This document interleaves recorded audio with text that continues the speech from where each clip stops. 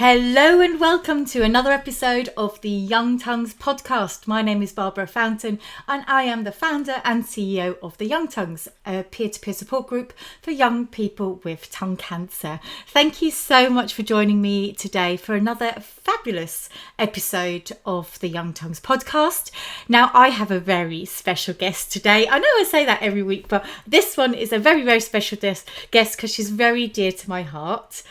Laura, also known as Dizz, who is one of our very OG Young Tongues. She was there on day one. She's been through everything with me as one of our trustees. But more importantly, I would love for you to get to know Laura's story and how things unfolded for her. So I should have asked before we went live, do you prefer Laura or Dizz? I don't mind, to be honest. Well, let's go with Dizz. Welcome, Dizz, to the podcast. It is so lovely to have you. Lovely to be here. Thank you, Barbara. And then hello, everyone. So, let's start at the very beginning. What happened to you, Dizz? What's the best? So, where did it start? When did you first realise something wasn't quite right? So for me, it all started way back in 2018, where I was brushing my teeth with my electric toothbrush, and I jerked my hand, and the toothbrush hit the back of my tongue, and it hurt. And I couldn't see anything, but it was sore, and then that disappeared. I went on with life. A month later, I'm at the dentist, and I mentioned that I have a bit of a sore at the back of my tongue, but I think it's because of the toothbrush. And it was with the hygienist, and she said, "Oh, there's nothing there." So, fine. For the next 4 months, this went on and off of pain, and then nothing, and then pain, and then nothing. But each time the pain came, it got a bit worse. It stayed that little bit longer. But because it was disappearing, it wasn't on my radar that there was an issue. And so finally, come March of 2019, I was in a pub with my sister, and I had a cocktail, and the cold hit the back of my tongue, and I was like, "Oh." And my sister went, "Right, let's have a look." And so in the middle of the pub, her mobile phone in the mouth, I'm like, "Ah." She looked horrified and was like, "No, that is awful. Get that checked out." So I was like, "What?" No, I couldn't see my mouth. So I got a doctor's appointment, and that took a bit to get. But the doctor, her first words were, "It's not going to be cancer, you're too young, but let's have a look." And she had Surprise, surprise, hey? No, I know, it's that old chestnut. And so she had a look, and she was like, again, she used her mobile phone, had a looked a bit concerned, and said, "I'll send you for a biopsy." And I'm glad that she did, because then the biopsy happened and I was diagnosed with tongue cancer. It wasn't staged at the time, that came later on, but yeah, tongue cancer. And I was 39, and it was a complete shock. It wasn't on my bingo cards, as I like to say. Nope, definitely not on any of our bingo cards. No. So you went through quite a few months. Mm-hmm. So just in terms of for people to visualize, so can we basically think that the ulcer or the thing that was sore was kind of a bit under your tongue, which is why you weren't able to see it, so towards the back? So for me, it was right at the back, kind of where, just past where my wisdom teeth would sit. So it's really far back. But by the time I got my doctor's appointment, I actually had an ulcer under my tongue as well, and that was near the front, so I had two, and that was pretty terrible. Wow. So did they biopsy both sides? No, they just No, did the just one. They said that one is enough. I'm quite yeah. glad because it wasn't a nice experience. Yes, yes. Funny that biopsies. We've had this chat before, but the most painful things ever. But we're trying to change that. Yeah. So you get your diagnosis. How was that experience? Did you kind of have an inkling that something wasn't right, or were you completely taken aback? So, so I was initially told that the results of the biopsy would happen within a fortnight, and I'd had the biopsy on the Tuesday or the Wednesday, and then on that Friday I had a phone call that they want to see me first thing Monday morning. So by then I'm like, do you know what? That's not even a week. That's really soon. So yeah, I was kind of prepared. But the team were lovely. So my husband and I were ushered into a room. There were 3 people there, and they were like, "We're very sorry that you do have tongue cancer."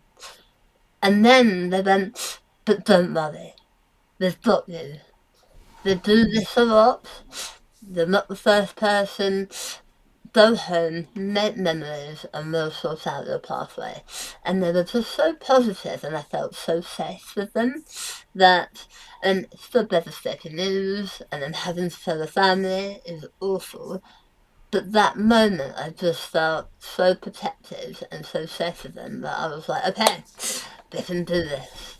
And yeah, so that was my diagnosis, and frightening, but I felt okay as much as I could. Absolutely. So you come back. I assume they have their what they call their multidisciplinary team meeting. They come up with a plan. You go back in for your follow-up appointment to figure out what's next. How did that go? So that wasn't the best meeting. It felt I had a lot of meetings, and everything felt rushed, and I didn't feel like I was being seen or heard as an individual. Um, and it was there I was told that they're going to have to remove my tongue. Now, I In its was entirety, in right? In its entire. entirety. So at that moment, I am in another room at a different hospital. I've got my sister, and my husband and my brother were outside, and been given a camera that's gone up my nose and down my throat. As I've just been told, and then to have my tongue removed, and I wasn't listening because I've got someone there. And it's not until my sister went, "You're gonna do what?" that I kind of was aware that I was being talked to or talked at. Um, so that was terrifying because I honestly thought this would chop a little bit off and I'll be fine. I didn't understand the severity of what I had and how big my tumour was. And then 2 days later, I had another appointment, and this was another ND team who were then going to talk about the other bits. And I was told that I would have to have a season tube put in, and I would have a tracheostomy put in. And that was there. I was told I would never talk or eat again. The tubes would be permanent. So wow. Okay. So okay, we've gone from. Sorry, I just need to recapture that. So we've gone from them saying you have tongue cancer, it's okay, we've got you, we've done this before, Yeah. to you being basically casually told whilst you have a camera down your throat, oh, we're going to remove all of your tongue. Yeah. To then saying, oh, and also you are going to have a tracheostomy and a feeding tube for life, Yeah. which means you will never be able to speak or swallow again, ever. Yeah. Why? I don't quite understand the tracheostomy, because for life as well, that makes no sense to me, because there's no breathing, because you don't have throat cancer. You know you're breathing. Yeah, I Okay. It is. I honestly don't know, and I questioned it. My brother questioned it. My husband questioned it. They were all like, "But why? Why? Why?" And the answer was, "That's just the way it is." And then after saying all of that, well, I'm now feeling floored and completely blindsided. And then told that the life expectancy for this brutal treatment is less than 30% with a 5 year in 5 years. And so from everyone who's diagnosed with the type of, we just need to say, for the type of staging that you had, that less than 30% would live longer than 5 years. And that's not even with curable intent, I assume. So, boy, that's a heavy meeting. That was a heavy meeting, and I wasn't offered any support. I kind of felt that I was being treated like just as a statistic. I wasn't treated as an individual. And that was a tough day. That was probably my toughest day. I've been diagnosed. That was terrible, but this was absolute worse. I had my brother, I had my husband. They both burst into tears when they left the hospital. And I'm sort of trying to cheer them up. But inside, I'm trying to understand what has been said and what's my life going to look like. Do I have a life? And there was just so many questions that I felt I couldn't ask at that appointment because of the way I was treated. And it was a struggle. And I know that's something that is said to a lot of patients who have the type of cancer that I had. I know that still happens, and it's terrifying. Yeah. So assume there was no Macmillan nurse, no head and neck cancer nurse there. There was a Macmillan nurse there, and they didn't say anything. Okay, so the shall we call them the person in charge dominated the conversation? Yeah. And I guess there wasn't really time for you to ask questions. But then, to be honest with you, I guess in the moment it is difficult to ask questions because you kind of need to process. Yes. So I assume know a little bit that you had another meeting following that where you could go with all the questions, and how did that go? So that came up. Rather than going to that meeting, it was recommended that I had a second opinion, and that first hospital had booked an appointment for me at another hospital that wasn't within the same realms as that one was. And I'll be honest, I didn't want to go because I thought if they're going to say the same thing, I'm being told twice. But there was just something in me that was like, actually, I've got to do this. And so I went. I just feel like I need to just clarify because I don't know where we are in your story, having talked to you a lot. But for this second opinion to happen, what was their recommendation in terms, or what were the options that they were giving you or suggesting to you? So the first hospital number one, we'll call them, their options were to have maternal move and whatever the other pathway is, or have palliative care, go home, make memories, and that's it. So let myself succumb of cancer. And that all happened in that one. That all happened in that one meeting. Yep. Wow, that's terrifying. I don't know how you coped, honestly. Okay, so neither of us are clinicians. We can't really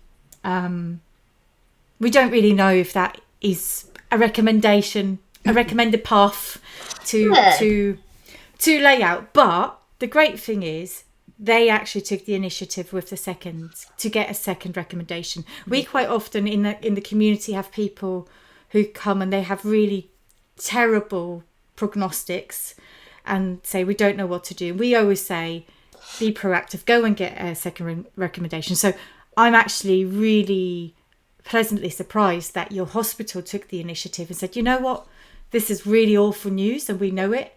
So it's good for you. You know, there's no egos involved here. It's good for you to go and get another recommendation. So you're now at so you, with a bit of convincing, you went to hospital 2. How did that meeting go? That went phenomenal. Okay, we didn't expect that, did we?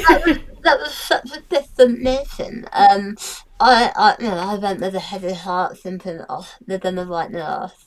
I had my family with me, and then it was just like, oh no. And then it was like so positive, and they were just amazing. That they were like, everything is temporary.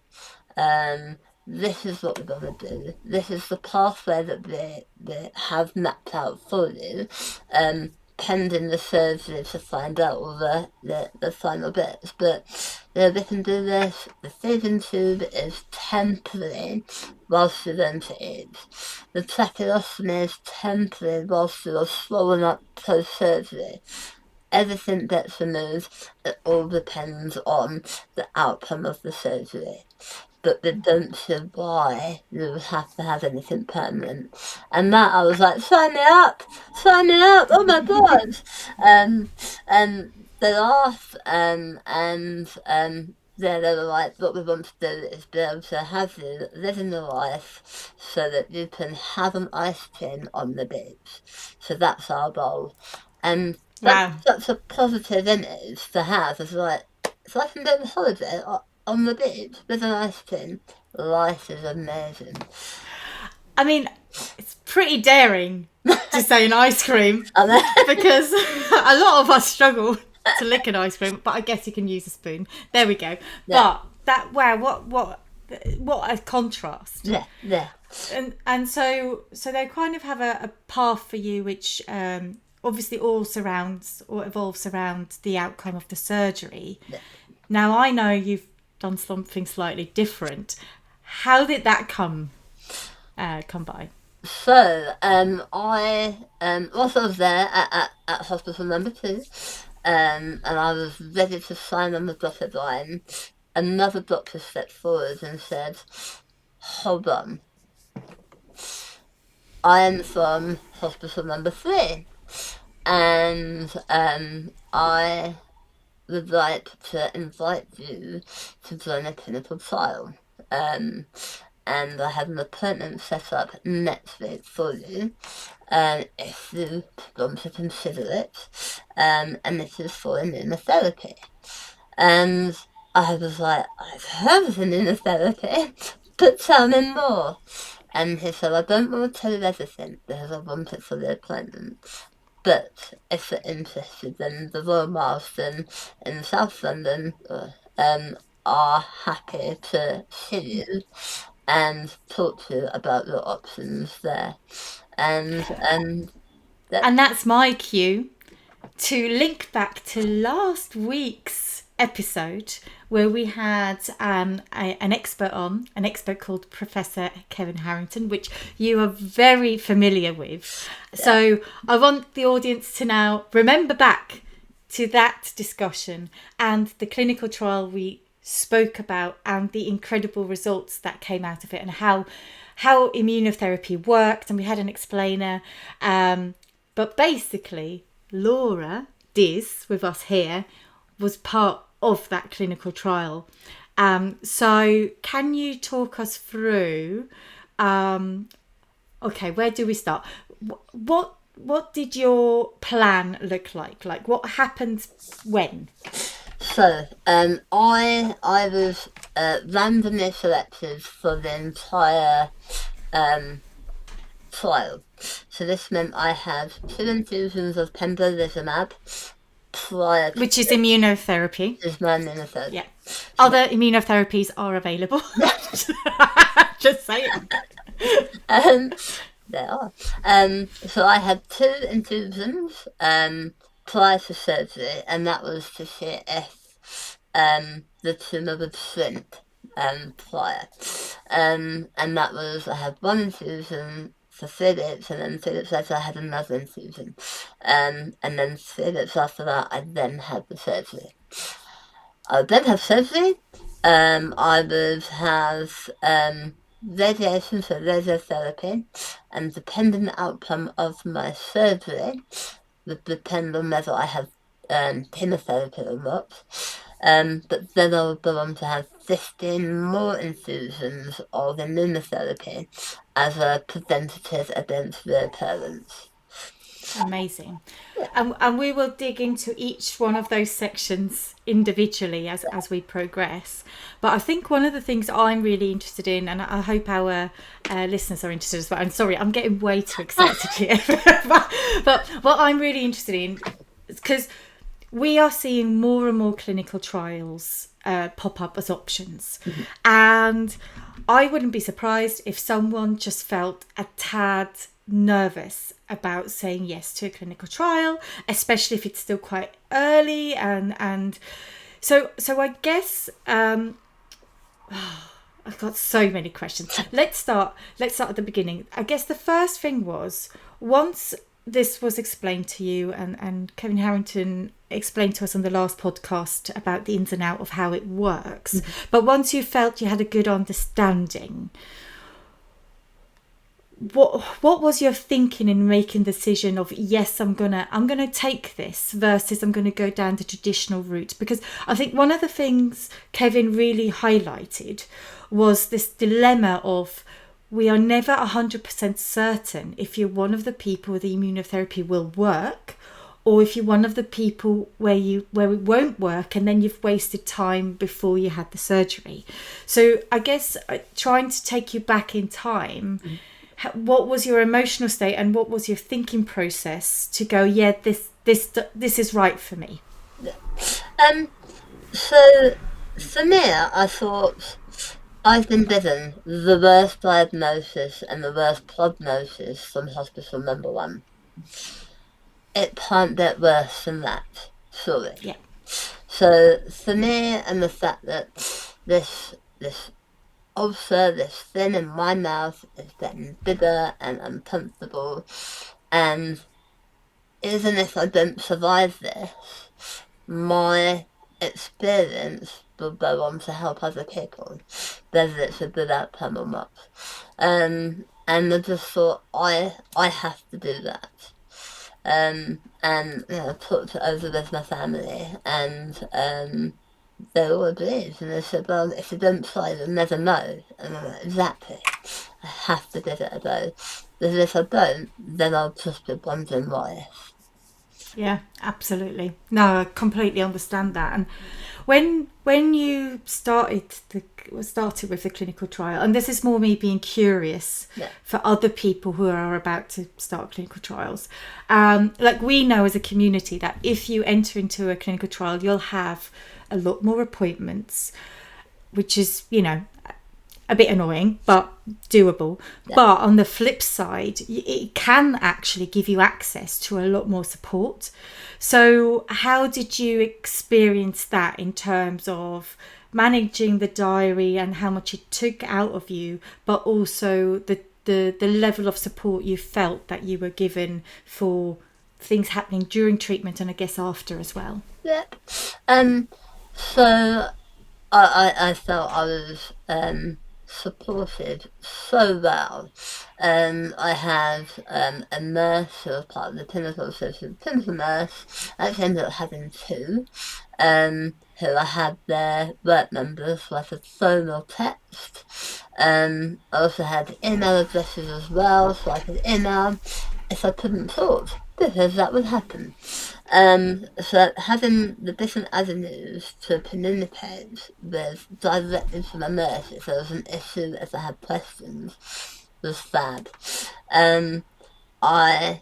Whenever I turned up for an appointment, they were always the first person I saw, who then made sure I was okay, they would make sure I was able to go for my bloods and all of that good stuff. So I kind of felt like I was never alone. But again, when you're going through something awful, that thing of being alone is just so strong. And you you can't explain it to people who aren't going through this experience with you. So how I manage appointments, the initial appointments, there was a lot, and that's when they come up for making sure that you're in the right health, I suppose, for the clinical trial. Excuse me. So you have to have all those extra appointments, but after those happen, it's one of it for a few months. And for me, my clinical trial paid for my transport. So it meant that I could get a taxi to and from the train station and to the hospital. It took out that worry of having to go on public transport and the underground and being tired. I could just go into a cab. So the clinical trial paid for your transport? Yeah. Wow. No, sorry, no. that's amazing. Because so many of us struggle with even just the parking fees at hospitals. Like, so I think that alone would be a real incentive to go. You're like, yeah, take me on this clinical trial. and yeah, definitely worth it, because it meant that I just felt safe and secure. They also paid for food as well. So, but I was no by mouth, so that was no point. But if I had, but you still have to get the stuff to feed yourself. So, but also if I had someone with me, their costs were included as well.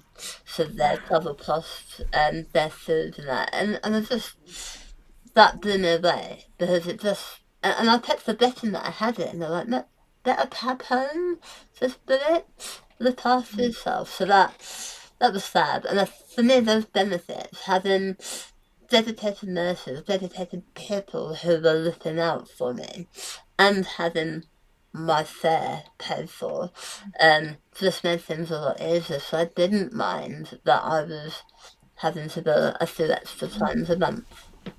I absolutely understand that. So now if we go through the stages of the different types of treatment, and one of the things actually really interesting, I just thought about it because we talked about immunotherapy with Kevin and how it works and the sort of science behind it and what it actually does within the body. Yeah. But we never talked about how it's administered, how it's experienced. And to be fair, I don't think Kevin could talk to that. But I guess, can you take, so for anyone who's never heard of immunotherapy and is having it, we understand how it works internally, but what does a day look like? So the immunotherapy is delivered to you via IV. So there's set up an IV, or if you have a PIP line, or a port, then it will go through there. And you get, it's very similar if you've had chemotherapy, or even if you have just rehydration. So you get some rehydration goes through you, first of all. Then the idea of the immunotherapy goes through, and that's about 25 minutes. And then you have, reasonably fast then. Yeah. And then you have another bag of hydration, just to sort of keep your brain, just so it flushes everything through and keeps your body as good as possible. And then that's it. What I did like though, at the beginning, so before each session, they would come out with your bag of immunotherapy and go, like, so you could check it. And so it was like presenting me with a bottle of wine. And it was like name, number, the person, plus talent and all of that. And I was like, yes, that's the one. Good vintage. I'll have that one, please. And also, so I don't know if it's all immunotherapies, but the one I have specifically, it's affected by light. So it comes in a cover, so it has like a blue cover on it, and I just found that quite fascinating. But you sit there for 45 minutes in total, having the IV and everything put through. I tended to nap in my appointments, have some quiet time. And then I went home, if I didn't have any other appointments. And for me, the biggest side effect was feeling tired. That's kind of the most common side effect, is feeling tired. For me, it was for about 24 to 36 hours afterwards. And then other than that, I was okay. I know some people can get nausea, but then within the IV process, they'll add an anti-nausea baths as well if you need it. But it was dead simple, not scary, and the nurses were just fab. They made it alright. That's amazing. Yeah. That's amazing. Did they give you any advice in terms of like things you could do or not do, or how to prepare yourself, like how to make sure you're, for surgery, we always say if you can work out before you're going in surgery, having a bit of muscle mass really helps you recover quickly. So was there anything like that, fresh air, I don't know, like just everyday things that you think improved your experience or outcome? Not really. So the ones to not cross the legs, to reduce the chances of a blood clot. Okay. You're given a medical alert bracelet. Mine was pink, bright pink. That just says I'm on immunotherapy, and then underneath it's like, should I be unconscious, please ring this number. And then so I like that, and I brought up for my entire duration of treatment. And they did a little booklet, and it really is a small little booklet that just explains all the side effects, or some of the side effects that you might feel, and then if there are any of this one, then do contact us. And the number is given all over, so that you can reach out and contact someone. But there was no other preparation, you just carry on as normal.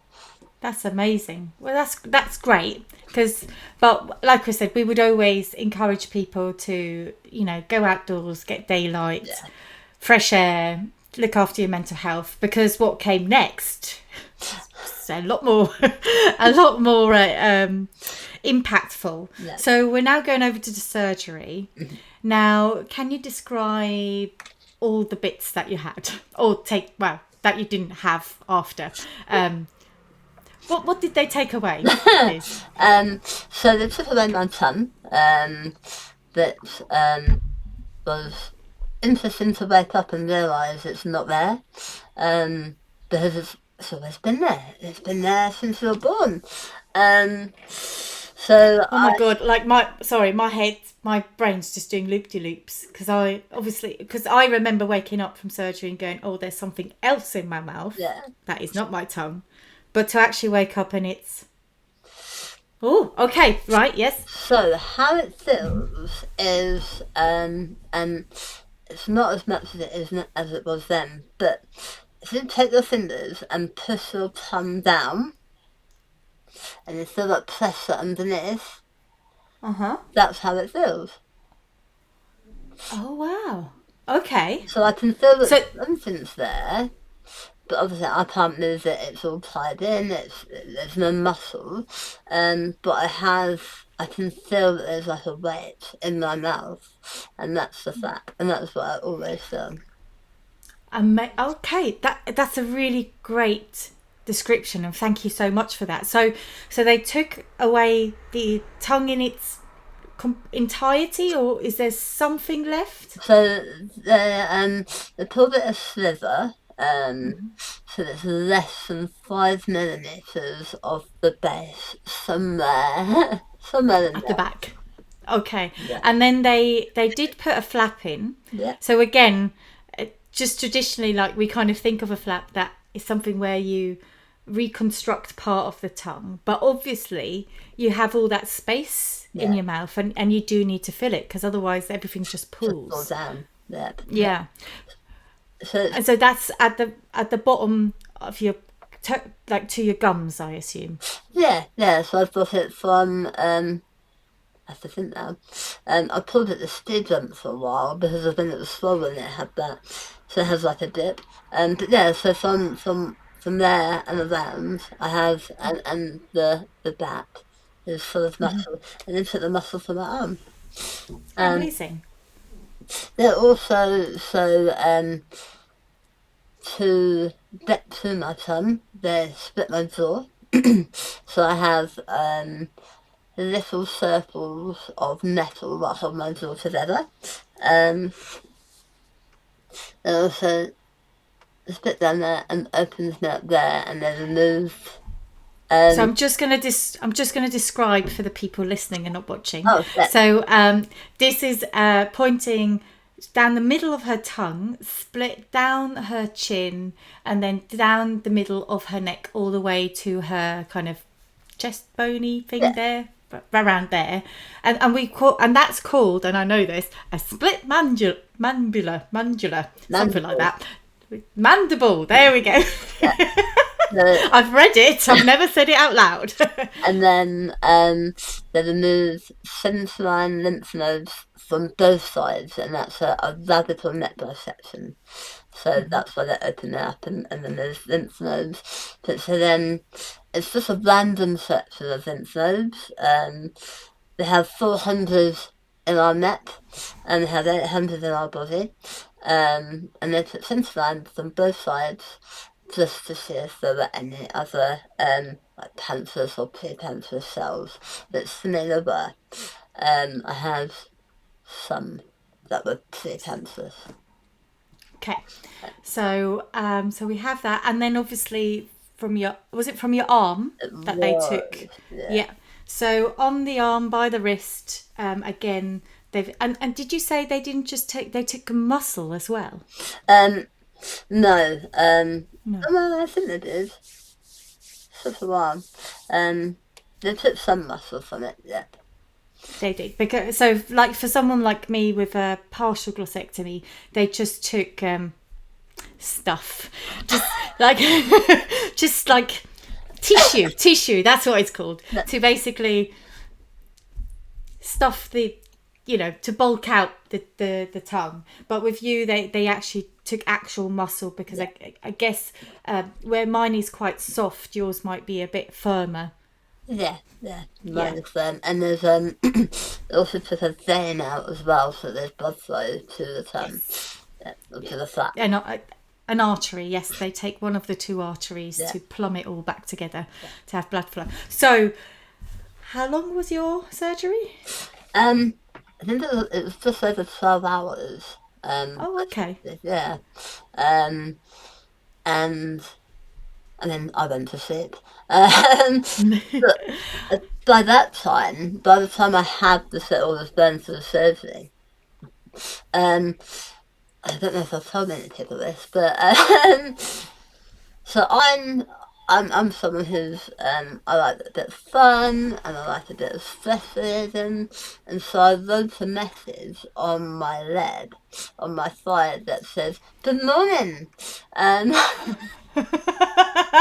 a great day," and something like, "Don't mess this up." Don't mess this up. No, amazing, brilliant, love it. And I thought it would wash off, but I had that on me for about 3 minutes. It was a permanent matter. Well, yeah, but also we can't really wash after, so there you go. You had a semi-permanent tattoo. Yeah. And part of the surgery, you also had the trach put in. It did. Yep. To help you breathe off the swelling, and obviously with the feeding tube. Mm-hmm. So most of us get like a nasal one. Was yours different? Mine was different. Mine was put in 2 days before my surgery. And I had, it's called a rib, RIG. A rig, yeah. Yep. And that's I can't remember. Hold on, I'm Googling. Anyhow, you keep talking, I will tell you. It's not a small sailing boat, is it? No. Oh dear, hold on. We got it. Radiologically inserted gastronomy. Yep. Yes. Feeding tube is a soft, narrow tube placed through the skin of the abdomen directly into the stomach using X-ray guidance. That's why radiologically. Why do they make those words so difficult to say? I know. So I had that because so most people either have an empty tube for the nose, but because of how father wanted to do surgery on, having a tube down my throat would not work. And then they were going to do a PEG, but because that is inserted through the mouth, they weren't sure at the time whether or not it could potentially knock some cancer cells further. So I had to have mine under X-ray and placed slightly differently. And what was that like? Were you sedated, awake? Or... So I was sedated for it. I did my fellowship. Completely, I'm happy about that. Waking up felt like I'd been kicked in the stomach, and it felt like that for a good couple of days. I don't remember much after because I then had my surgery, and then I was on ridiculous pain relief and was in bed for a couple of days. You had the good stuff then, so. And the button that's desmondable. But yeah, so I had that, and I had the tracheostomy, but I think the only part of it being annoying was that it blew warm air. And I had mine, so I had warm air coming around it to keep everything hydrated and moist. But they were going through a heat wave at the time, so I was absolutely roasting, and I had this. Oh my god! So there was hold on. So there was warm air coming.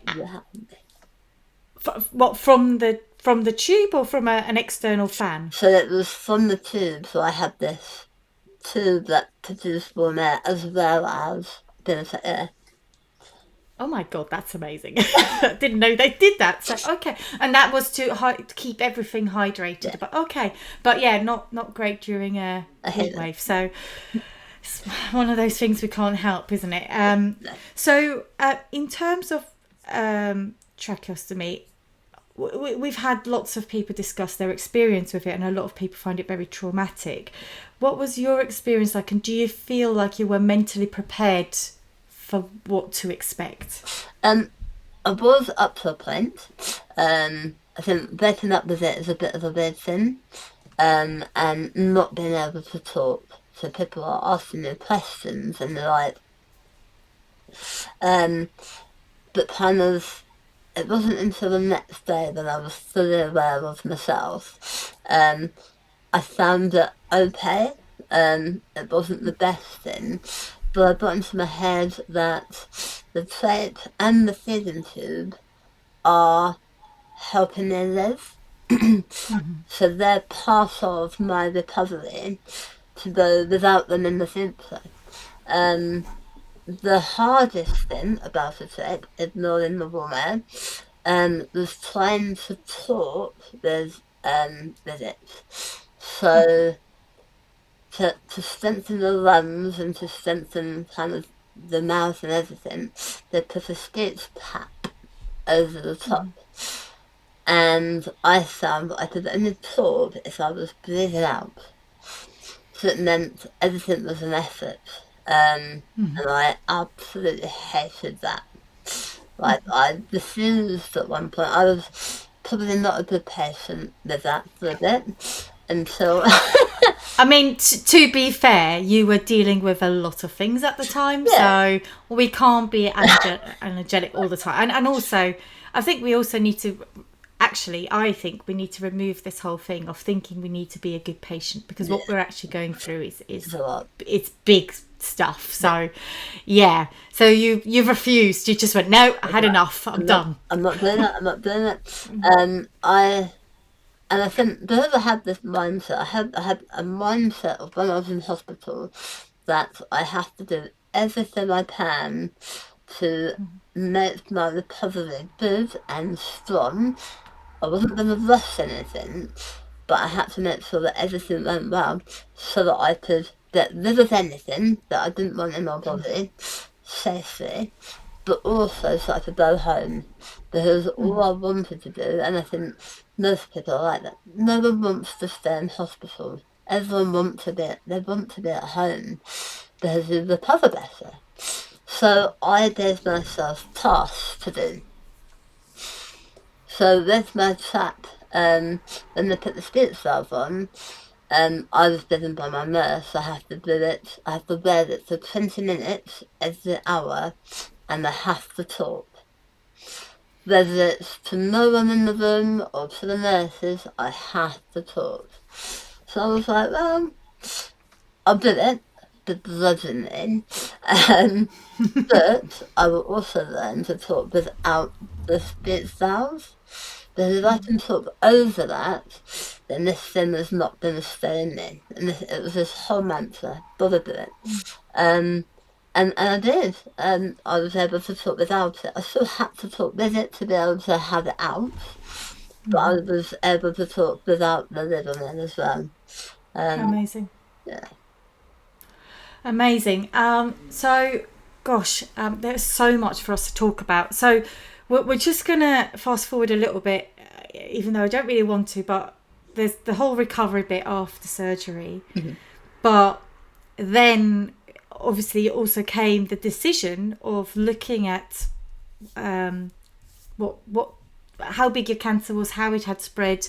You've mentioned it was in a few or quite a few lymph nodes.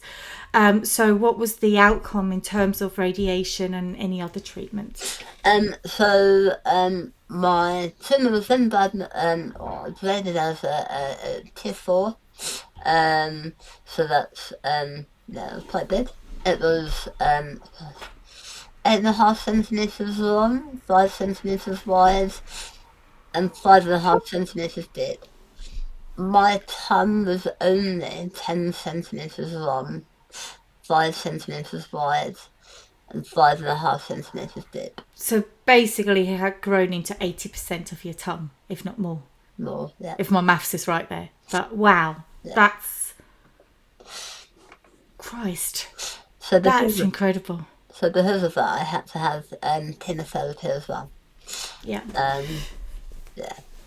And yes, now let's talk about that chapter, because so I assume you had chemo radiation. Yeah. So it's shall we just go through the numbers? How many how often and how many radiotherapy sessions did you have? So I went every day, Monday to Friday, for 7 weeks. And how often did you have to have chemo? I was meant to have 3 infusions, but they were for 10 hours, and it's not the chemotherapy, that was like an hour and a half, it's all the other bits that they add to it, so the total of that infusion was 10 hours. I ended up only having 2, and I had to stay overnight, so I had a hospital stay for that. So I had radiotherapy in the morning or afternoon, overnight in hospital with chemotherapy, and then more radiotherapy the next day, and then go home. And we just have to say, plans change. Yeah. People react differently, and there might have been a plan, and then you go, oh, actually, we don't need to, or we shouldn't, and so that's So plans change. So, in a nutshell, what was radiation and chemo radiation specifically like for you in terms of getting through each day, pain, and managing side effects? So the first 3 weeks, I felt it was a problem, and I'm aware that is my experience, and for some people it's not. And I'm just going to say that because I know what you said, and Americans will go, did you say struggle? Laura said joddle, which means easy. Yeah. Fine. So it was okay. But then it was the start of week 4 where ulcers. I had ulcers, I had my neck was getting sore and itchy. It felt like sunburn. But like the worst sunburn, the one that itches all the time.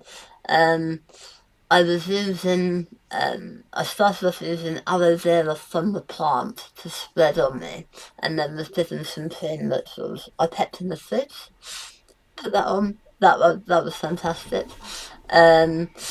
I lost the ability to talk, and I lost the ability to eat, because everything was painful.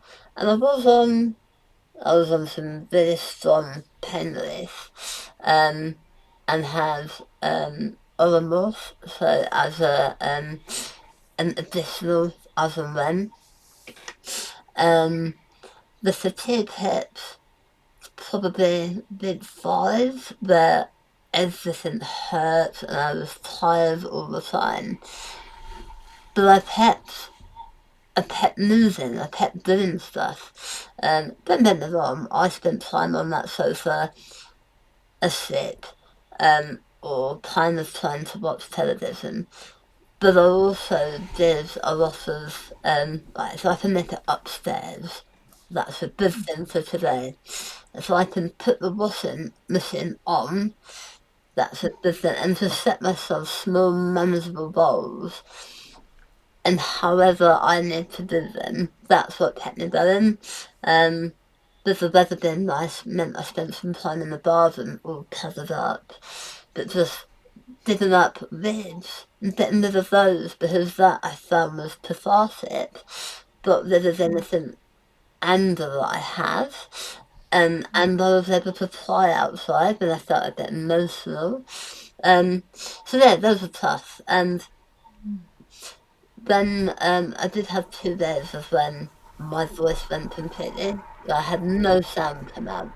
Because I was the radiotherapy was from my collarbone up to my top lip.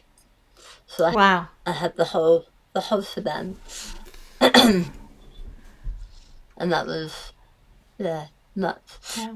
The weirdest side effect, and it's the most common side effect, is hair loss. And I didn't think about hair loss at the time until it started to happen.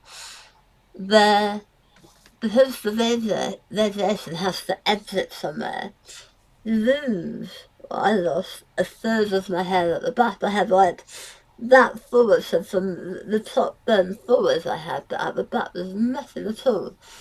And that I just was like, oh, for goodness sake. Yeah, it basically had an undercut. I had an undercut, yeah. My husband ended up taking it off for me.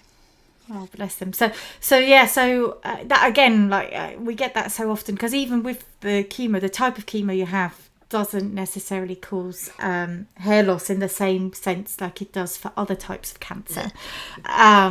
But yeah, lots of people don't realise that radiation can also lead to hair loss, and I think our male counterparts feel it the most in terms of losing beards and having patchy beards, or and sometimes it not even coming back fully as well. So I have to say a benefit has been I haven't had to plot my chin since I've had radiotherapy. Every silver lining, we will take it. We will take it. So yeah, you know what, Dizz, I'm so happy that you mentioned some of the things that just helped you through and will have undoubtedly benefited to your overall health. And they may feel small, but they are actually doing a lot of heavy lifting. And I always really like the anecdote of the lamppost walk. So if you live on a street with lampposts, that is to in order to increase or get moving, it's just walk to your nearest lamppost and back to your house. And we're talking here maybe 5-6 meters. Because that's really important. It's the fresh air as well, but also it's a really nice measuring point that when 6 weeks later you can go get all the way to lamppost 6. You know, so that's amazing. I love the fact that you spent time in the garden. It obviously, with the caveat, fully covered up, pulling out weeds. But I also I always find birdsong really helps me. Just my whole nervous system just calm down. So any little bits of sparkle of joy that you can find in those moments is so valuable. So you've completed radiation chemo, and I appreciate to our listeners we've skipped through a lot of anecdotes. There will be lots of stories, and I hope to have you back on one of our panels so we can do some more deep dives. And you mentioned that you then had more immunotherapy infusions, and what I'm like interested in now, so you had your immunotherapy pre all the treatment, when I guess, except for the active tumour in your mouth, you were physically quite fit. You had now gone through the tumble dryer a few times and you're coming out the other end. Was having immunotherapy at that point a different experience for you? No. I still felt tired, so that the fatigue was the one that hit me more. And I think that's just because I was in recovery. And so I just lost interest of doing anything, and it was some bit of disappointment, and then at home, it's done. And yeah, and I tossed them off. I had like a little bit of peg in the back of my of a book, but I just tossed them off. So one by one, like that's number 2 down, 13 to go. But what I did end up with, so just before Christmas of 2019, so this is all still in 2019, I started to, and I didn't feel unwell, but I started to throw up. Not much, it's just a little bit. Let my chin know, because I do have to. And it just felt like it was probably delayed side effects from everything. That's my body adjusting. But this went on for a while. So again, sort of January, I'm having appointments, and I'm doing it up, and I don't feel unwell. I'm still trying to be active. I'm still fighting with the fatigue of the immunotherapy and everything. But this flaring up is happening up quite a bit. And I'm starting not to be able to have the nutrition sets that I was on. So I tried different ones. I thought maybe it's the dairy, let's try fruit juice one, maybe it's this, so I tried the packet one, all different ones. But So I'm just checking in. Is this still via the rig, or is this orally? Both. So there. Yeah. So for the listeners, I just pulled a surprised face. so if we just pivot quickly back to kind of being able to, well, maybe not eat but drink, swallow, that kind of function. When did that come back in after surgery and all the other? My speech and language therapist and my dietitian, who I thought were terribly horrible people, they're not. I love them dearly. But at the time, sorry, again for the listeners, I just pulled a very dramatic face. There you go. So I had the surgery on a Tuesday, Tuesday the 13th of August 2019. On the Wednesday, my dietitian gave me a toothbrush and said, right, go brush your teeth. And it was one from the hospital that had this. So I did that. And realised I could taste the mint toothpaste. And I laughed silently, but I laughed because it was like, oh my god! And then the next day she gave me a little cup of water. It only had about 10 millilitres in, and said, let's see how you do. And so I'm thinking, I can do this, no problem. Spit it back and then toss it straight at her. She's used to this and stepped to the left and didn't get hit. But she was like, right, that's your challenge now. And so whilst I was in hospital, there's a nurse sitting with me. Part of my rehabilitation was I had to have a teaspoon of sterilised water to swallow, to try and swallow, so I could work out where it was. There, everything worked. And when I left the hospital, I was told to try tiny bits of ice, but flavour it with fruit juice, so I can work out how to swallow. And through all of that's how I did it. And I remember before my surgery, I was told that doing dry swallows, such as swallow with no liquid, no food, as soon as you remember post-surgery, to try and keep your swallow strong, that's a good exercise. So that's one of the things I do, is just swallow. And it's something I still do now, is like I be watching television or working, and I'll just swallow without liquids, just to keep that muscle of my throat moving and working and doing what it should do. And that's such good advice, and so proactive as well, to make sure that you can retain as much muscle as possible with the onslaught of radiation and chemo radiation, which, you know, of course, it wouldn't have been possible to swallow if you can't even speak. Or, but also I find it really interesting about the ice, and I hadn't, you know what, in the 5 years of Young Tongues, you would have thought I've thought about this before, but I hadn't thought about the swallow. Flavoured ice tips were amazing, because there's been something to enjoy, that I could taste it, I could enjoy it. But also, if I couldn't taste it, I can feel the cold go down my throat or around my mouth. So, so I just made a batch of ice chips and bit them with a hammer to the tiny little bits, and I had a little cup that I would just do. And it's great because it's relearning, like, your sense, not just your sense in terms of taste and smell and all of that, but also your nerves, your tiny little, like, I don't even know what it is, but your tiny little things that spark. Yeah. 'Cause again, to compare with a partial glossectomy, most of my tongue is still there. Yeah. Yes, I can't bend my tongue in places, but what I hadn't thought about, and I just did it then when you were speaking, is how much I've obviously come to realise how much I use my tongue to eat and to speak, but I haven't really thought about how much I use my tongue to swallow. And that's interesting.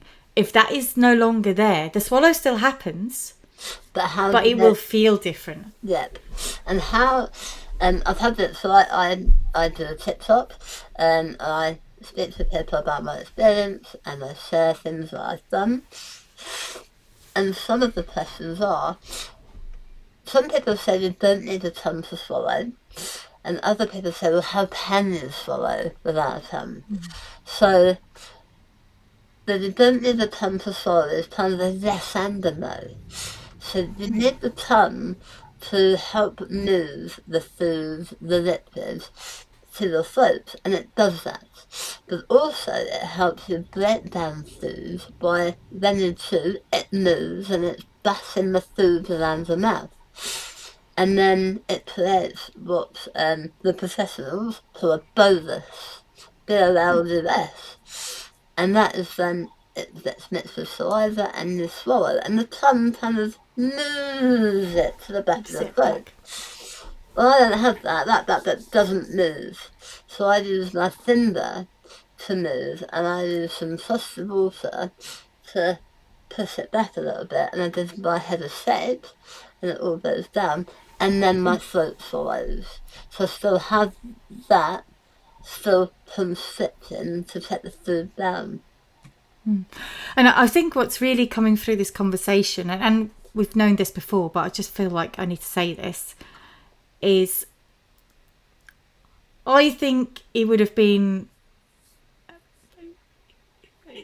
let's say like that, with all the interventions you had, there was always hope.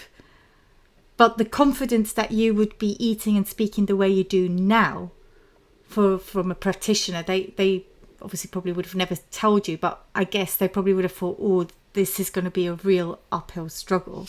But all those small interventions throughout treatment, when quite frankly, nobody would have said, Laura, if you just want to lay and forget the world's happening, nobody would have criticised you for that. But actually finding that extra grit of going, no, I am going to do this because this is going to help me in the future. And it's always, as humans, it's always hard to do stuff that's going to help you in the future because we're kind of in the here and now.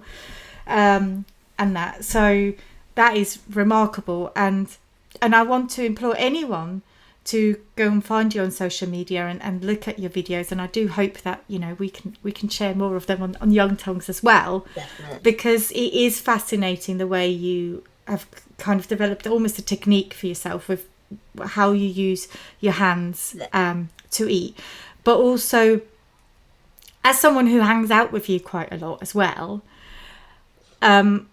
what is the risk in terms of choking for you? Like, what are the things that you need to think about? Because I guess you can't just grab something and just eat and... Yeah. So that those plans of having a pit lunch or a pit breakfast, they've gone. So I have to be planned. I have to have plenty of water. So I need, on average, it's about a litre of water, depending on the meal. There are some foods that I am a lot slower with, things like nips or breads are slower because they're denser and they need a lot of chewing. And so when it seems like I'm burnt out, I have to make sure I've got a bit of a vessel to drink from, as I can't use water from a bottle to drink, as I can't get enough in before the food wants to fall down. So there's that. I always have some cloths with me, so I can wipe my hands, my face. I've usually got some sanitizers, so clean my hands. But I need to make sure that I'm sitting down, because I can't stand up and eat. I find that really hard. And I need time. So a meal can be about an hour, hour and a half for me. And I have to be mindful of not choking. So I do have an epiglottis, so that's that stops food burning through the lungs. But food, if it's not chewed properly, can get stuck in my throat, and it has done in the past. I had it, it hadn't happened for a while. My husband and I went out last month on a bit of a date night, and we got dinner on the show, and a little bit of bacon decided to sit across my throat. And I can feel it, you can feel that happens, and I'm trying to cough and I'm trying to keep calm, because when I panic my throat closes. And I couldn't. So I had to stand up and I'm trying to tough this thing out, and my husband's banging me on the thing, on the back, to spit it out. And it happened, and that worked. But I have been other places where it has got stuff a lot further, and I've had to have the Heimlich by a friend or a family member. And that was embarrassing. So things I have to do. Yeah.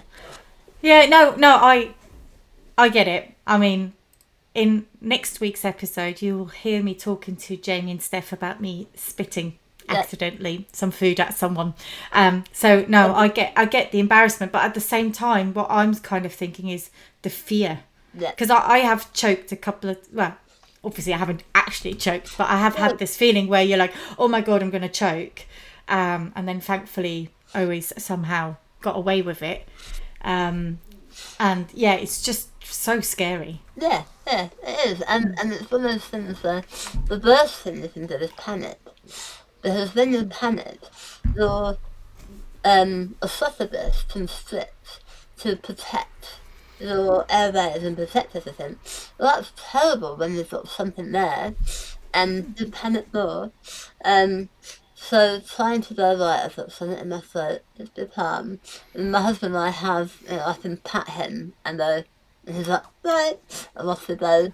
I also have a thing where food sits on my larynx, so I have to do some, they call them, maintenance swallows. So when I'm having a meal, I will just tuck my chin under and take a drink of water and swallow.